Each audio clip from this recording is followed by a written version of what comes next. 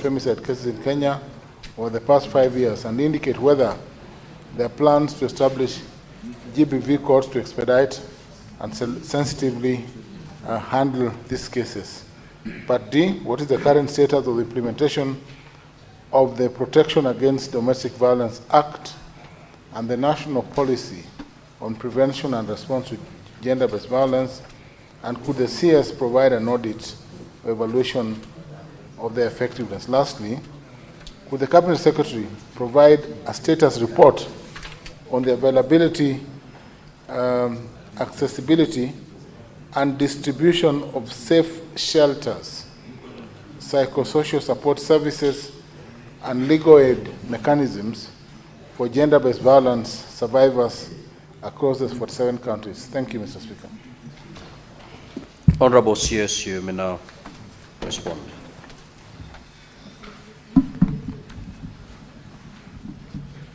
Thank you, Honorable Speaker and member, for that question. Honorable Speaker, the recent surge in gender-based violence and femicide in Kenya has escalated into a national crisis, prompting urgent calls for comprehensive action. Between August and October 2024 alone, at least 97 women were killed in gender-related murders. Addressing this multifaceted crisis requires a concerted effort to challenge societal norms, strengthen legal frameworks, and provide comprehensive support to survivors. Only through systemic change and sustained commitment can Kenya hope to reverse the rising tide of GBV and femicide. In cases of gender-based violence and femicide, increased cases of GBV and femicide are driven by a complex mix of social, economic, cultural, legal, and institutional factors. And below are the contributors. Contributor number 1 in the list is socio-economic factors. We live in a patriarchal society, and patriarchal norms and gender inequality societies prioritize male dominance and control over women, often normalize violence.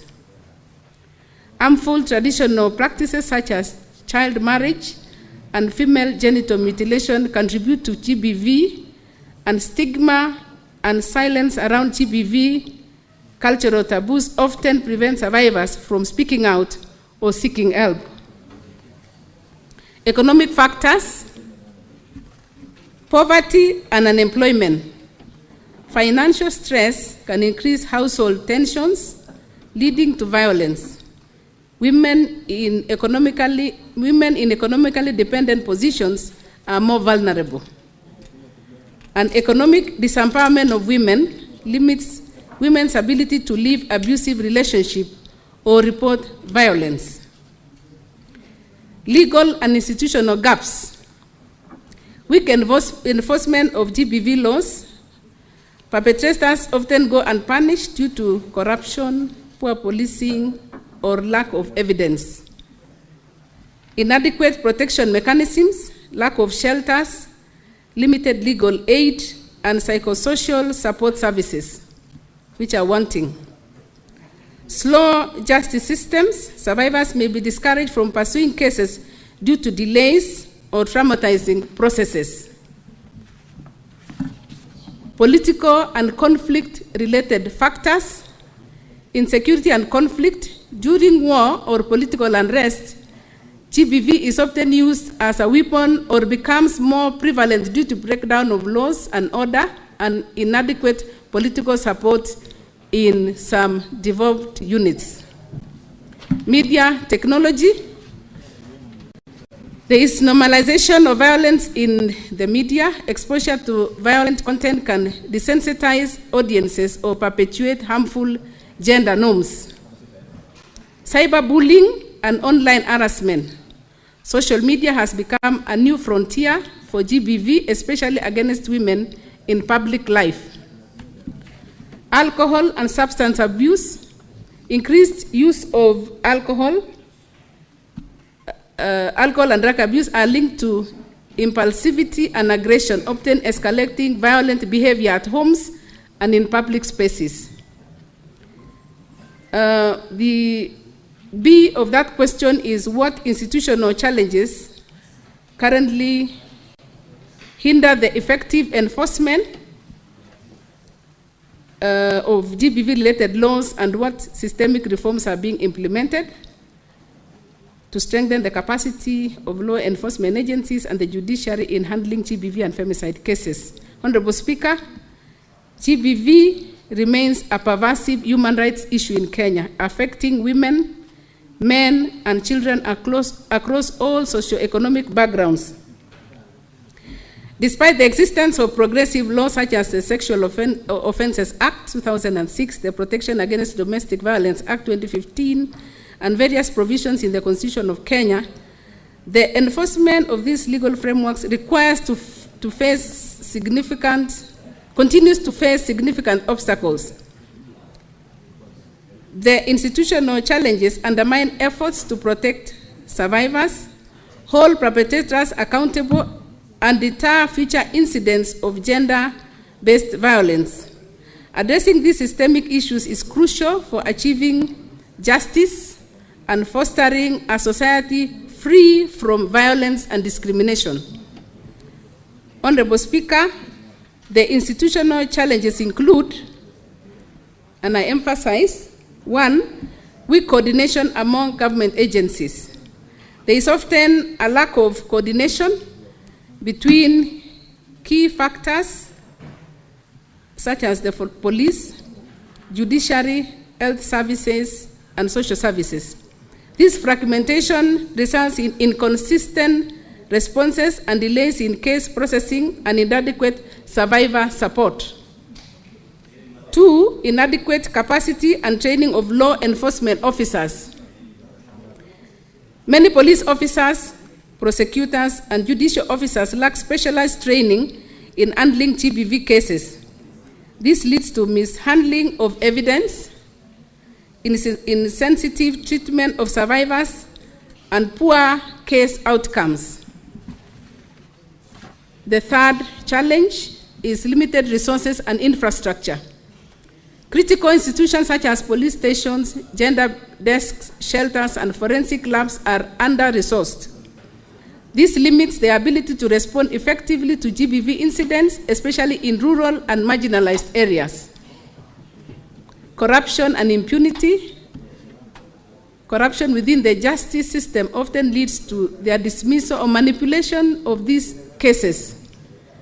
Perpetrators may bribe officials to avoid prosecution, while survivors may be coerced with withdrawing the cases. Backlog and delays in the judicial system. Kenya's courts are overwhelmed with a backlog of cases, leading to significant delays in the resolution of these matters, and survivors often lose hope or drop cases due to the prolonged wait for justice. Cultural and social norms within institutions. Institutional personnel may hold patriarchal or victim-blaming attitudes, which influence their willingness to act decisively on GBV cases. Such norms often result in the trivialization or dismissal of complaints. Poor data management and case tracking. There is no comprehensive centralized system for collecting and managing GBV data across institutions. This hampers evidence-based policymaking and the monitoring of enforcement effectiveness. Inadequate survivor-centered approaches. Many institutions do not prioritize the safety, dignity, and confidentiality of GBV survivors. This deters survivors from reporting and engaging with formal systems. Honorable Speaker, my ministry, in collaboration with key stakeholders, is undertaking significant systemic reforms to enhance the capacity of law enforcement agencies and the judiciary in handling femicide cases. These efforts aim to address systemic challenges and ensure justice for survivors. The establishment of specialized gender-based violence courts. In 2023, the Kenyan judiciary launched at least 5 specialized sexual and gender-based violence special courts in regions including Shanzu, Siaya, Kisumu, Kibera, and Makadara. These courts are designed to expedite GBV cases, reduce case backlogs, and provide survivor-centered justice. Currently, Kenya has 12 specialized courts for victims of GBV.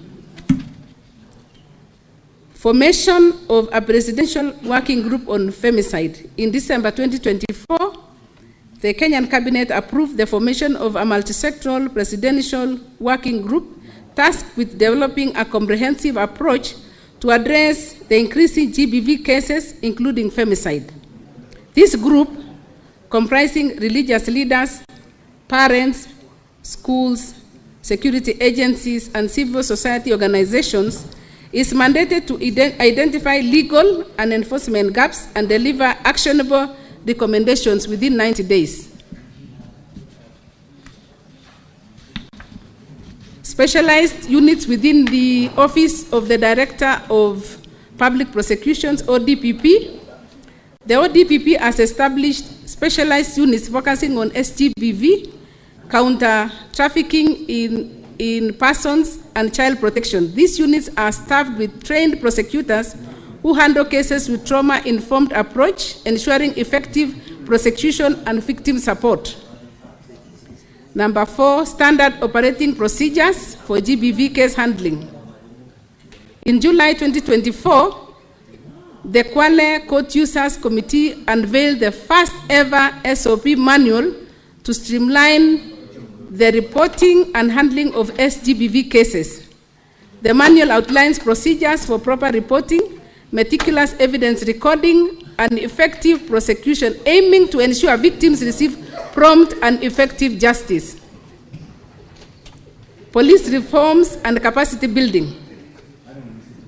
The National Police Service has recommended several reforms, including digitalization of P3 forms and post-rape forms, integration of GBV information management system, and establishment of specialized GBV response units at all police stations.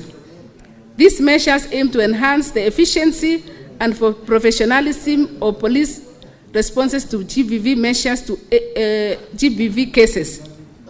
International support and training. UN Women has been instrumental in training over 600 officers across Kenya's National Police Service and National Transport and Safety Authority. This program focuses on recognizing signs of potential femicide and promoting a victim-centered approach to law enforcement. These reforms represent a concerted effort by the Kenya government and its partners to strengthen institutional capacities and ensure timely justice for survivors and ultimately reduce the incidence of femicide in the country. Reduce or stop completely. C, the question then was, could the government cabinet secretary provide data on the prosecution? And I would invite you to see Annexure 3. There is an Annexure 3 at the back.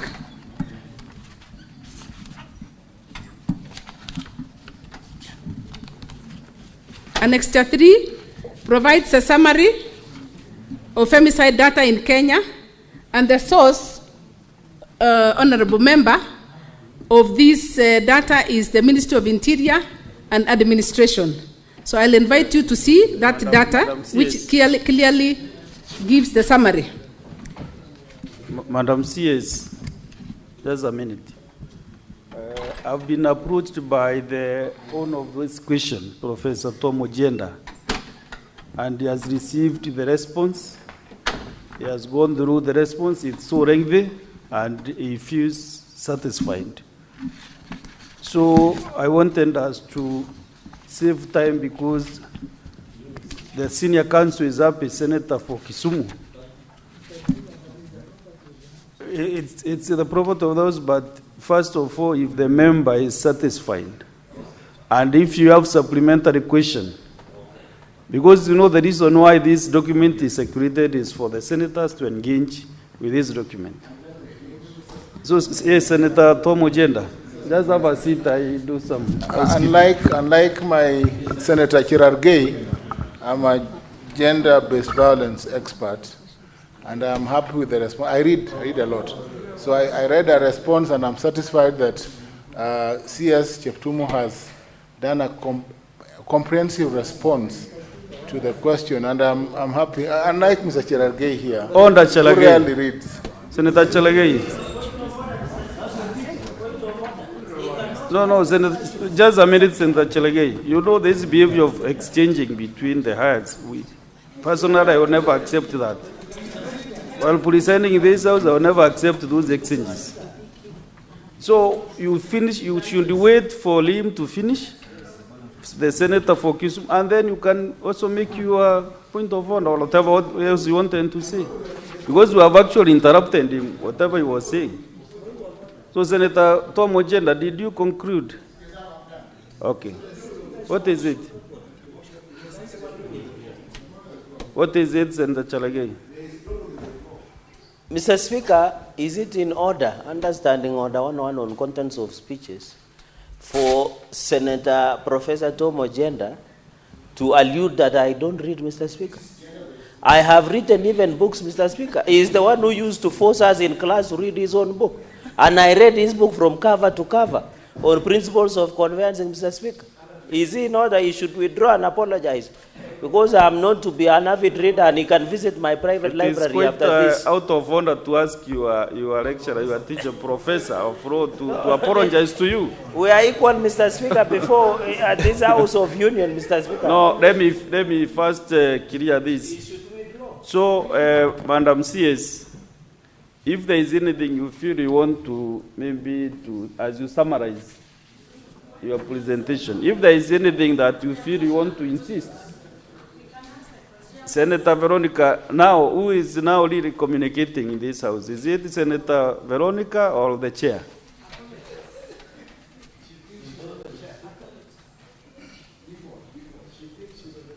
So, Madam CS, if there is anything that you want to comment as you summarize, then we ask a few supplementary questions, then we create more time for other business.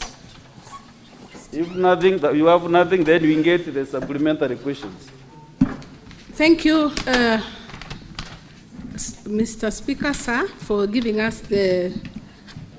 me an opportunity to just make some recommendations for consideration. Number one, for the ministry to effectively operationalize protection centers, including polycare, there is need for increased funding. Currently, the protection of against domestic violence is in progress, spearheaded by Kenya law reform, supported by Attorney General's office. So we are seeking for consideration to be passed as an act of parliament when it has gone through the entire processes. We consider additional funds to operationalize gender-based violence protection centers and AJAABU. The gender-related targets to be part of performance contracting, including gender targets in performance, including gender targets in performance contracting. In Kenya, it is crucial for advancing gender equality and fulfilling national and international requirements. Performance contracts compel ministries, departments, and agencies to actively implement gender-related policies and for tracking of the same.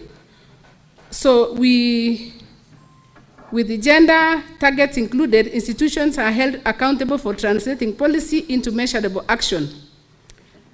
And integrating targets in performance contracting is not just a compliance issue, it is a strategic tool to foster equitable, inclusive, and efficient governance. It moves gender equality from rhetoric to results, ensuring government institutions contribute to transformational change for women, men, girls, and boys across Kenya. There is also the establishment of the Survivors Fund as per the Generation Equality Forum in partnership with the private sector. Because once the survivors are let out there, some of them have their harms have been mutilated, so the survivor fund will help in ensuring that they have life even after what they have gone through.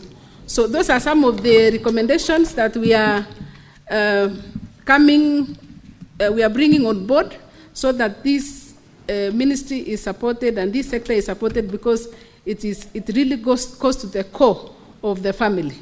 Thank you, Mr. Speaker, sir. Thank you, Madam CS, for the response. So we have a few supplementary questions. One is Senator George Mongai Bugwa. Thank you, Mr. Speaker. I would like the Cabinet Secretary to highlight to us